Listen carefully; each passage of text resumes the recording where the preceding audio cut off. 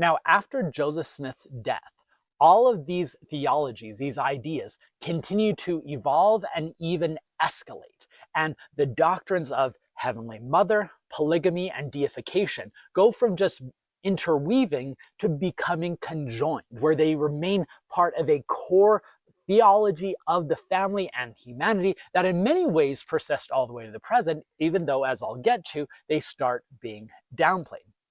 To demonstrate one of the best examples of how all these theologies collapse into one apostle, Orson Hyde, in an idea that was seconded by Brigham Young, taught that Jesus Christ, a figure in the Godhead, was not only married polygamously on his way to deification, but he had 12 wives, one from each tribe of Israel. That, to me, symbolizes how all these theologies merge together, that there has to be a evolutionary step in the eternities, that polygamy is involved, and that leads to godhood. And by the way, this theology of godhood does evolve in Mormon thought throughout the 19th century. It's not until the early 20th century, and James Talmage, who maybe I'll do a video on in the future, that things like Elohim get connected to Heavenly Father and Jehovah get connected with Jesus Christ. All of those things are in transition during this era. So just these principles of Godhead are not as firmly in place as you might assume, because they become much more concrete later on.